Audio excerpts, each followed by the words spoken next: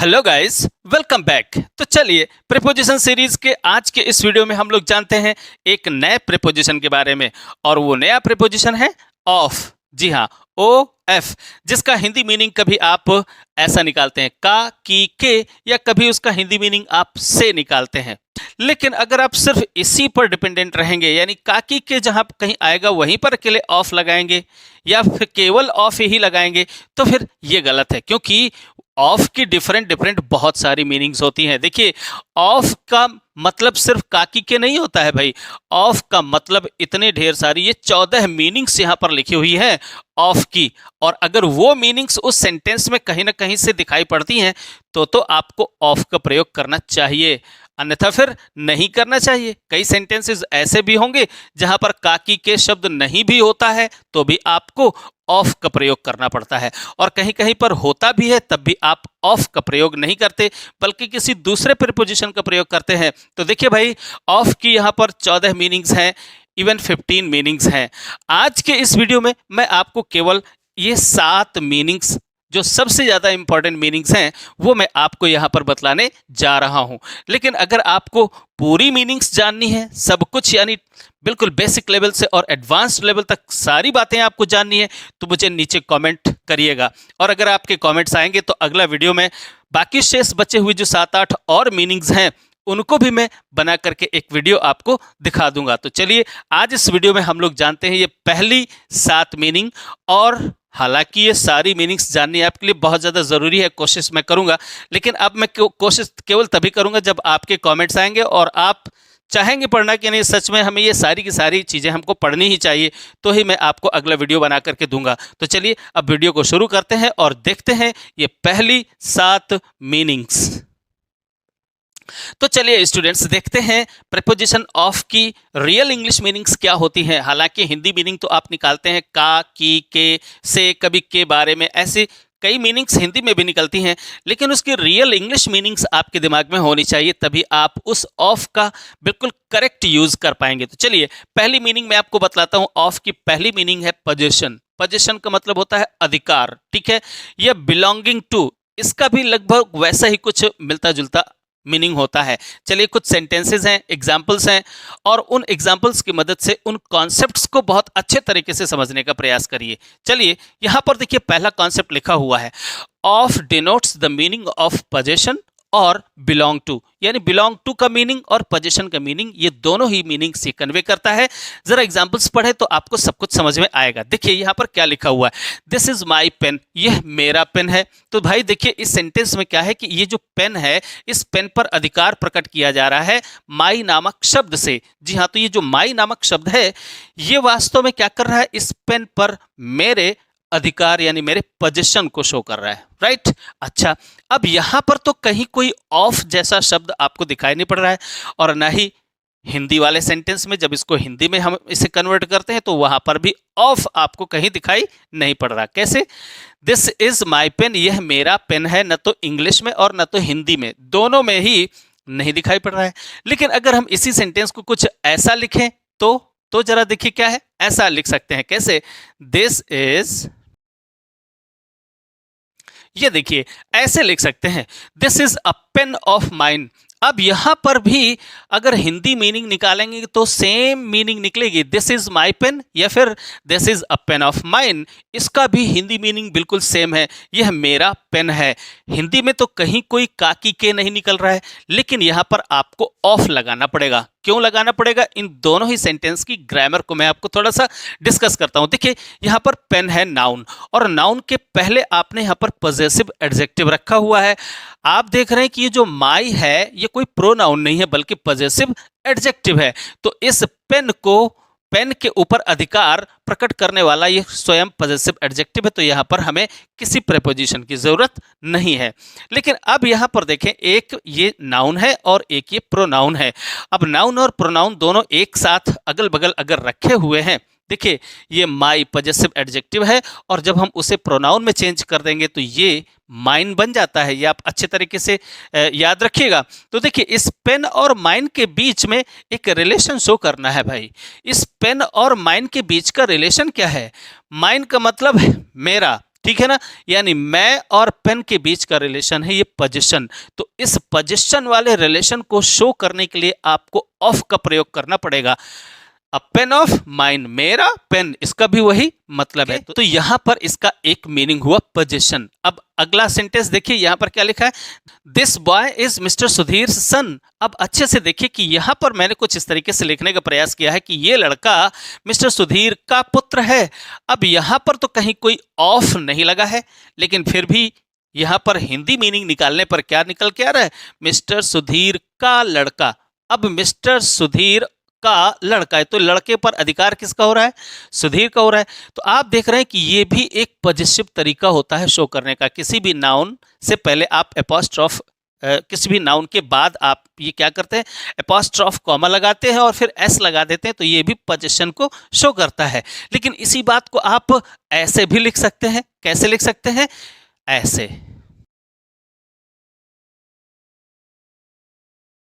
ये देखिए आप ऐसे लिख सकते हैं। कैसे, this boy is the son of, अभी आपने क्या लिखा हुआ था, मिस्टर सुधीर सन, ऐसा लिखा हुआ था। उसी बात को आप ऐसे, तो एक देखो ये नाउन है और एक ये नाउन है, और इन दोनों नाउन के बीच में क्या रिलेशन है, वही रिलेशन है पोजीशन का। और पोजीशन का अगर रिलेशन है तो आपको यहां पर क्या करना पड़ेगा, ऑफ का प्रयोग करना पड़ेगा, राइट। अब एक और चीज देख लेते हैं, ये बिलोंग टू को जरा समझ लेते हैं, ये क्या मतलब होता है।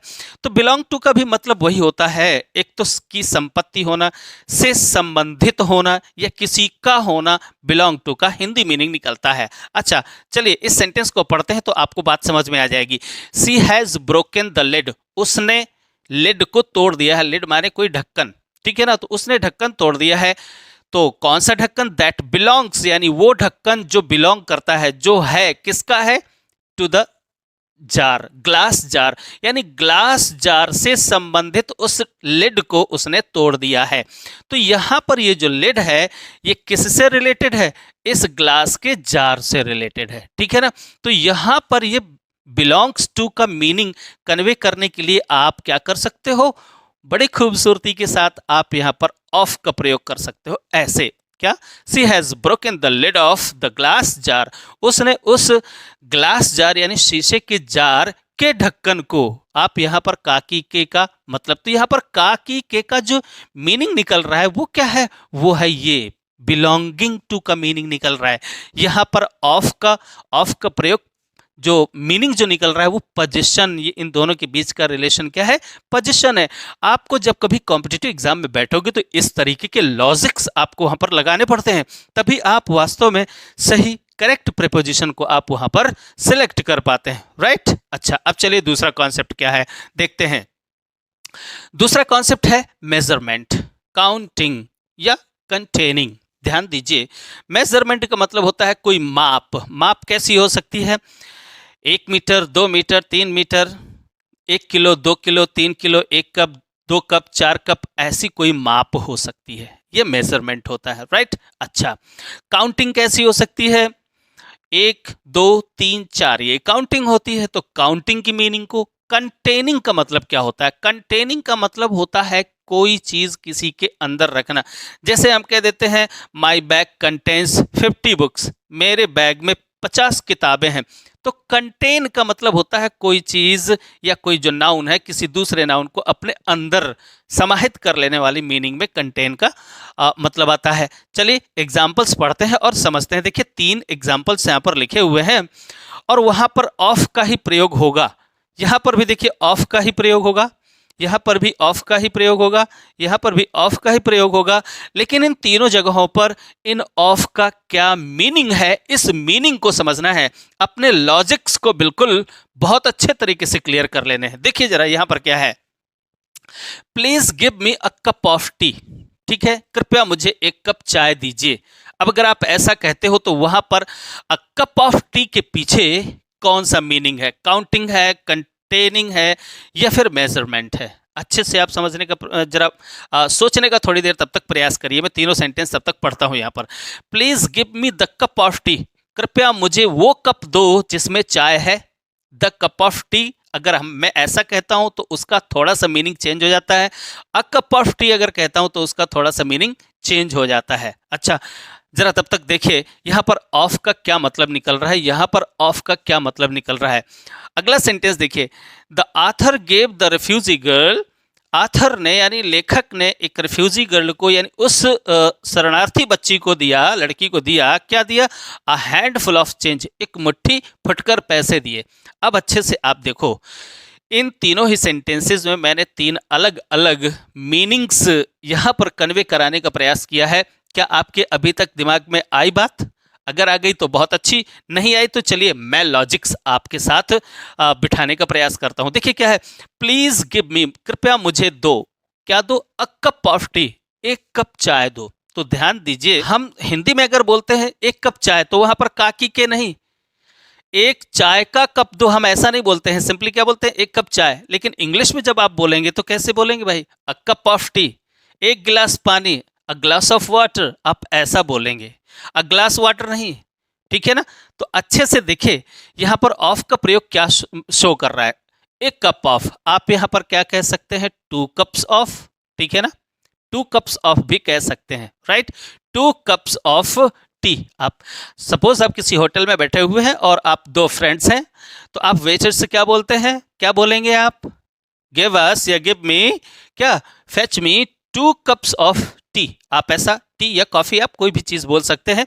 तो यहां पर तो सीधा सीधा आपको समझ में आ रहा है काउंटिंग, ठीक है ना। तो इस कप और टी के बीच में यहां पर जो ऑफ का रिलेशन है ये काउंटिंग को शो कर रहा है, राइट। अच्छा, अगले सेंटेंस को देखिए जरा, please give me the cup of T.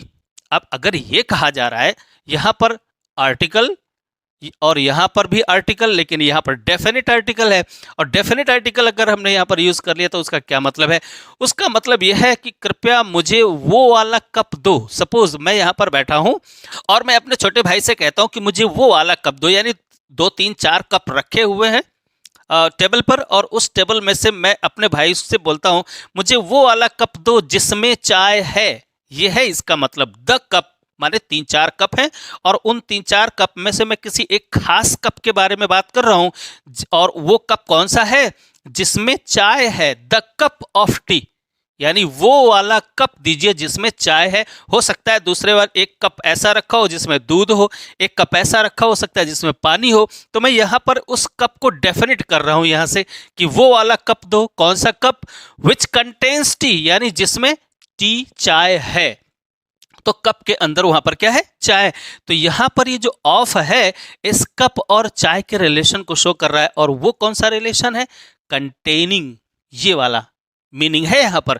तो ऐसे आपको लॉजिक्स लगाने चाहिए। अच्छा, अब देखिए जरा तीसरा सेंटेंस है, the author gave the refugee girl, author ने, उस आथर का नाम है एजी गार्डनर। ये एक ऐसा लेसन था जिसमें आथर क्या करता है, उस रिफ्यूजी गर्ल को अ हैंडफुल ऑफ चेंज देता है। तो ये जो हैंडफुल है, हैंडफुल का मतलब मुट्ठी भर, तो अब ये मुट्ठी भर जो हो गया ये क्या है, एक्चुअली ये है मेजरमेंट, राइट। जैसे मैं कह देता हूं सड़क पर 4 मीटर बर्फ जमी हुई थी, तो बर्फ थी सड़क पर और वो कितनी थी, 4 मीटर। तो ये क्या है, ये मेजरमेंट है, ठीक है ना। सो 4 मीटर्स ऑफ स्नो, हम ऐसा लगाएंगे। तो अगर मेजरमेंट को बतलाना होता है तो भी हम ऑफ का प्रयोग करते हैं। तो देखिए कितनी मीनिंग्स हो गई, position, belonging to, measurement, counting, containing, 5 meaning यहां पर हो गई, ठीक है ना। अब चलिए तीसरे कॉन्सेप्ट को समझते हैं। Of denotes the meaning of about. अब अबाउट का मतलब तो आप लोग जानते ही होंगे, अबाउट का मतलब होता है के बारे में, ठीक है ना, ऐसा हिंदी मीनिंग आप लोग निकालते हैं। तो भाई ऑफ का भी हिंदी मीनिंग ऐसा ही होता है, खाली काकी के नहीं बल्कि के बारे में, ऐसा भी मीनिंग निकलता है। हालांकि अबाउट और ऑफ, इनकी दोनों की अगर अंदर की मीनिंग देखी जाए तो काफी डिफरेंट है। जब कभी मैं इनको कंपैरेटिवली आपको पढ़ाऊंगा तो आपको बतलाऊंगा कि रियल में ऑफ का रियल मीनिंग क्या होता है और वो अबाउट से कितना डिफरेंट होता है। हालांकि दोनों की मीनिंग एक जैसी ही होती हैं, बट सेंस में थोड़ा सा डिफरेंस जरूर होता है। तो आप देख रहे हैं यहाँ पर मैं आपको बतला रहा हूँ, फिलहाल यहाँ पर तो मैं आपको बतला रहा हूँ कि ऑफ का प्रयोग आप अबाउट की मीनिंग को कन्वे करने के लिए भी कर सकते हैं। जहां पर आप अबाउट का प्रयोग करते हैं वहीं पर आप ऑफ का प्रयोग कर सकते हैं। जैसे सी टोल्ड मी ऑफ, अगर आप यहाँ पर अबाउट लिखे हुए हैं तो भी वही मतलब है। देखिए जरा, she told me about her trip to Europe, उसने अपने यूरोप की यात्रा के बारे में मुझे बतलाया, ठीक है ना, के बारे में। अब यहाँ पर इसका मीनिंग क्या है मैं आगे चल करके जरूर बतलाऊंगा। हालांकि यहाँ पर आप ऑफ का प्रयोग कर सकते हैं तो थोड़ा सा इसका मीनिंग जरूर चेंज हो गया है। अबाउट और ऑफ इन दोनों को आप एक दूसरे के स्थान पर यूज कर सकते हैं। ऑफ अगर लगा देंगे तो भी लगभग वही मीनिंग निकलेगा। She told me of her trip to Europe, उसने मुझे अपने यूरोप की यात्रा के बारे में बतलाया। ओके, अच्छा, वी हैव हर्ड, हम सुन चुके हैं। अबाउट आप यहां लगा सकते हैं, अबाउट सच प्लेसेस बिफोर, यानी इस तरह के स्थानों के बारे में हम पहले सुन चुके हैं, ठीक है, के बारे में, इन स्थानों के बारे में। आप इसी मीनिंग को कन्वे करने के लिए क्या कर सकते हो, आप ऑफ का प्रयोग भी कर सकते हो। अब इनको डेप्थ में जरा थोड़ा सा वेट करिए, मैं सब कुछ आपको टोटल एडवांस लेवल तक उनकी जो मीनिंग्स होती हैं वो मैं आपको ज़रूर बतलाऊंगा।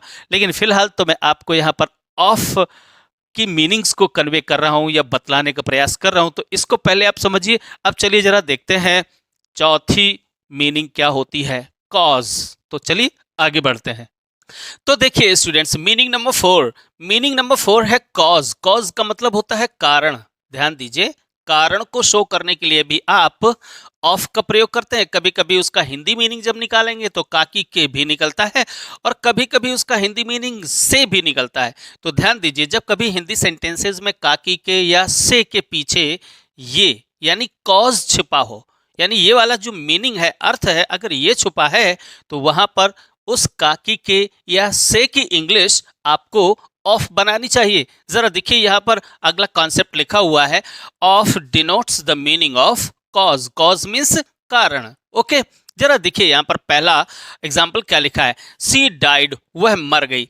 मैंने अपने पिछले वीडियो में ही बतलाया है कि जब कभी भी डाइड नाम की वर्ब आ जाती है तो डाइड के बाद जो भी व्यक्ति मरता है, यानी मरने का जो कारण होता है वो क्या हो सकता है, कोई बीमारी हो सकती है, भूख हो सकती है, प्यास हो सकती है, या शर्म के कारण अगर कोई मरता है तो डाइड के बाद आपको ऑफ नामक प्रीपोजिशन यूज करना चाहिए।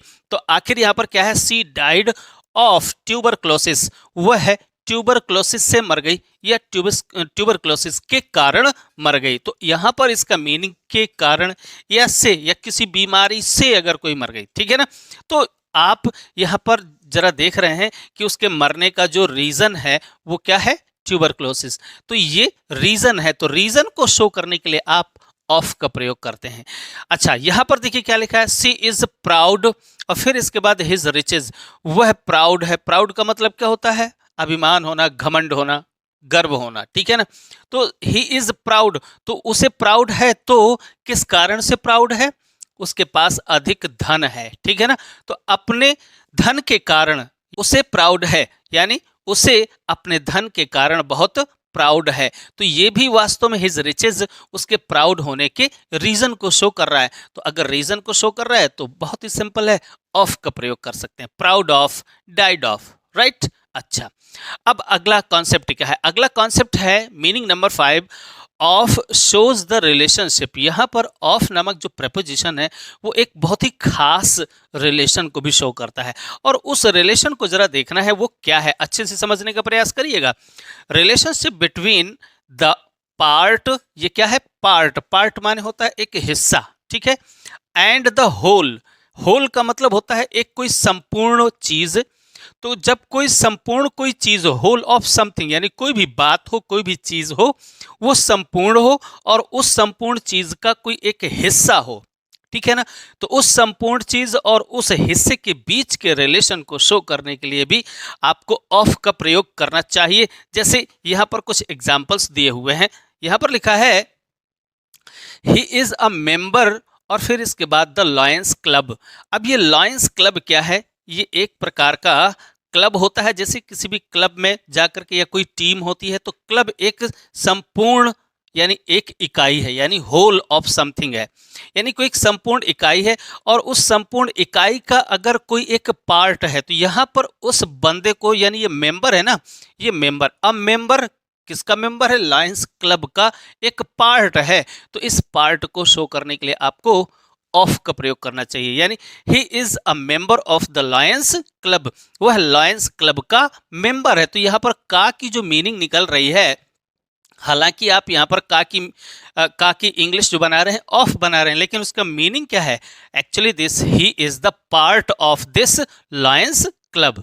ठीक है ना, तो मेंबर का मतलब क्या है, यहाँ पर वही पार्ट है, यानी वो हिस्सा है, इस क्लब का एक हिस्सा है। ठीक है, इसी हिस्से को आप जरा इस तरीके से कह सकते हैं, आई वर्क, मैं काम करता हूँ, फॉर 4 days, मैं 4 दिन काम करता हूँ। ठीक है, अब वो 4 दिन पार्ट है, किस चीज का पार्ट है, द वीक। ठीक, तो ये जो वीक है ये अपने आप में एक होल चीज है कोई, यानी this is a duration of 7 days, और जब 7 days की ड्यूरेशन कंप्लीट हो जाती है तो उस एक कंप्लीट चीज को ही हम वीक बोलते हैं। ठीक है, और उस वीक के हिस्से कितने हैं, यानी आप कह दें अगर 4 दिन, 2 दिन, 1 दिन, ये क्या है, this is the part of the week. ठीक है, तो अब अगर वीक और डेज के बीच के रिलेशन को शो करना है तो आपको क्या करना चाहिए, यहाँ पर ऑफ का प्रयोग करना चाहिए। ठीक है, तो यह है मीनिंग। देखिए, I work for 4 days of the week, यानी मैं सप्ताह में 4 दिन काम करता हूं। तो आप भले ही यहाँ पर उसकी मीनिंग में निकले तो इन द वीक नहीं, आप ऐसा नहीं बोलेंगे I work for 4 days in the week, ऐसा नहीं, I work for 4 days of the week, आप ऐसा लगाएंगे, भले ही आपकी हिंदी मीनिंग वहां पर में निकलती हो। अब देखिए, बड़ी आसानी से आप गलती कर सकते हैं अगर आप कॉन्सेप्ट नहीं जानते। चलिए अगले कॉन्सेप्ट को देखते हैं क्या है। अगला कॉन्सेप्ट है कि ये जो ऑफ है ये इस मीनिंग को डिनोट करता है, ओरिजिन। ओरिजिन माने क्या होता है, स्रोत, मूल। अच्छा, सोर्स माने भी स्रोत ही होता है, या लिविंग इन माने अगर कोई कहीं पर का निवासी है। ठीक है, इस मीनिंग को भी एक्चुअली ये ऑफ शो करता है। एग्जाम्पल देखें तो आपको और भी अच्छे तरीके से समझ में आएगा। ही इज अ मैन, मैन और रॉयल डिसेंट, रॉयल डिसेंट का मतलब राजसी कुल, तो राजसी कुल का व्यक्ति है, तो राजसी कुल से व्यक्ति है या कुल का व्यक्ति है। तो यहां पर ये देखिए, रॉयल डिसेंट क्या है, एक्चुअली ये ओरिजिन है इस व्यक्ति का, यानी इस व्यक्ति का जो मूल है, ओरिजिन जहां से वो आया है। ठीक है ना, या फिर आप कह सकते हैं सोर्स इसको, यानी ये भी स्रोत है उसका, तो इसे आप सोर्स मान सकते हैं, रॉयल डिसेंट। अब इस आदमी और इस रॉयल डिसेंट माने कुल के बीच का जो मीनिंग है वो क्या है, वो मीनिंग जो सेंस है, वो जो मीनिंग है वह ओरिजिन का होना। ठीक, तो भी आप यहाँ पर ऑफ का प्रयोग करेंगे। ठीक, ऐसे ही is a man of royal descent, वह एक राजसी कुल का व्यक्ति है। ठीक, तो यहाँ पर का की जो मीनिंग निकल रही है वो क्या है भाई, वो है ओरिजिन या सोर्स। राइट, एक और एग्जाम्पल है, देखिए जरा यहाँ पर क्या लिखा है, I know nothing about the people, और पीपल के बाद एमपी। ठीक, अब यहां पर देखिए कौन सी मीनिंग निकल रही है, मैं एमपी के लोगों के बारे में कुछ भी नहीं जानता। तो ये जो लोग हैं और ये जो एमपी है, ठीक है ना, तो यहां पर जब ऑफ लगाएंगे तो इसका क्या मीनिंग निकलेगा, आप देखिए जरा, अगर आप यहां पर ऑफ के स्थान पर इस लिविंग इन का प्रयोग कर देते हैं तो बिल्कुल सही फिट हो जाएगा। देखिए जरा, आई नो नथिंग अबाउट, मैं कुछ नहीं जानता हूं, अबाउट द पीपल, उन लोगों के बारे में, कौन से, जो लोग एमपी में रहते हैं। तो एमपी में रहने वाले लोगों के बारे में मैं कुछ नहीं जानता। तो रहने वाले के अंत के सेंस में है ये, लिविंग इन के सेंस में आप यहां पर ऑफ का प्रयोग करेंगे। ठीक, अगली मीनिंग है कंसर्निंग। कंसर्निंग का मतलब होता है के संबंध में या के से संबंधित। ठीक है ना, इसका हिंदी मीनिंग कुछ ये होता है। और डिपिक्टिंग का मतलब होता है चित्रण करना या चित्रण करने वाला। ठीक, तो इस सेंस में भी आप ऑफ का प्रयोग करते हैं। यहां पर कुछ सेंटेंसेस लिखे हैं, देखिए जहां कहीं आप ऑफ का प्रयोग करेंगे तो इन्हीं दो मीनिंग्स में से कोई एक मीनिंग वहां पर फिट होगी। जरा देखिए, this is the map, map of Europe, ये यूरोप का मैप है। ध्यान दीजिए, अगर कोई नक्शा बना हुआ है, ठीक है ना, तो वो जो नक्शा होता है वो यूरोप का नक्शा है, तो वो उस नक्शे में यूरोप को क्या किया जा रहा है, डिपिक्ट किया जा रहा है, यानी चित्रित किया जा रहा है। भाई नक्शा जो कुछ भी होता है वहां पर चित्रण किया जाता है। ठीक है ना, तो जहां कहीं भी चित्रण जैसा यानी डिपिक्शन जैसा कोई भाव निकले वहां पर भी आप ऑफ का प्रयोग करेंगे। राइट, अच्छा, दिस इज द पिक्चर और माउंट एवरेस्ट अब देखिए पिक्चर ऑलरेडी लगा हुआ है, तो यहाँ पर इसका मतलब भी वही हो गया, ये तस्वीर है किसकी, माउंट एवरेस्ट की तस्वीर है। तो इस तस्वीर में माउंट एवरेस्ट को क्या किया जा रहा है, यहाँ पर डिपिक्ट किया जा रहा है, ठीक है ना। तो डिपिक्टिंग, आप यहाँ डिपिक्टिंग नामक शब्द को भी रख सकते हैं। कैसे, this is the picture depicting mount Everest. यहाँ पर डिपिक्टिंग नाम के शब्द को अगर रख देंगे तो मीनिंग बिल्कुल वही होगा। और अगर आप डिपिक्टिंग के स्थान पर यहाँ पर ऑफ रख देंगे तो इस ऑफ का मीनिंग भी वही है, यहाँ पर जो डिपिक्टिंग है, ठीक है ना। आप यहाँ पर भी डिपिक्टिंग नाम के शब्द का प्रयोग कर सकते हैं। This is the map depicting Europe, यानी यह यूरोप को चित्रित करने वाला मैप है, ऐसा आप कह सकते हो। तो यहाँ पर डिपिक्टिंग इसका मीनिंग निकल रहा है। अगला सेंटेंस देखिए, दिस इज अ बुक, यह एक किताब है। और किताब किससे रिलेटेड है भाई, देखिए मॉरल स्टोरीज। अब किताब में मॉरल स्टोरीज को डिपिक्ट नहीं किया जाता, उनको एक्चुअली यहाँ पर क्या है, यहाँ पर कंसर्निंग, कंसर्निंग का मतलब किससे संबंधित, यानी ये किताब है जिसमें मॉरल स्टोरीज को बतलाया गया है, ठीक है ना। तो आप यहाँ पर ऑफ का जब प्रयोग करेंगे तो यहाँ पर कंसर्निंग इसका मतलब निकलता है, यानी यह एक किताब है, मॉरल स्टोरीज के बारे में ये एक किताब है। तो कंसर्निंग का मीनिंग या डिपिक्टिंग का मीनिंग कुछ इस तरीके से हम निकालते हैं। अच्छा, ये हो गए आपके सामने 7 कॉन्सेप्ट्स, और ये सभी बेसिक कॉन्सेप्ट्स हैं जो हर बच्चे को तो आने ही चाहिए। अब यहाँ पर नंबर 8 से लेकर और 14 और इसके बाद एक और भी कॉन्सेप्ट है, यानी अभी शेष बचे हैं 8, यानी 8 कॉन्सेप्ट्स और बचे हुए हैं जो एडवांस्ड लेवल के कॉन्सेप्ट्स हैं, और वो उन सभी बच्चों को तो ज़रूर आने चाहिए जो बड़ी कॉम्पिटिटिव एग्जाम्स की तैयारी करते हैं। तो अब अगर आप ये चाहते हैं कि मैं आगे चल करके यानी अगले वीडियो में ये सारे के सारे कॉन्सेप्ट्स आपको डिस्कस करूं, तो फिर मुझे आप ज़रूर कमेंट करिए, लाइक तो करिए, साथ ही साथ आप कमेंट्स भी। और अब अगर मेरे पास केवल 50 कमेंट्स भी आ जाते हैं ये कहने के लिए कि सर आप इनको ज़रूर पढ़ाइए, तो फिर मैं अगला वीडियो ज़रूर बना दूंगा, अन्यथा फिर मैं अगला दूसरा वीडियो बनाऊंगा मैं। अगर आप एडवांस लर्नर्स हैं तो फिर आप मुझे ज़रूर एक कमेंट करेंगे और आप ज़रूर मुझसे कहेंगे कि भाई सर इनको ज़रूर पढ़ाइए, तो फिर मैं आपको पढ़ाऊँगा। चलिए इस वीडियो को मैं यहीं पर फिनिश करता हूँ, अब मिलते हैं अगले वीडियो में, आपकी चॉइस के अगले वीडियो में। तब तक के लिए बाय बाय।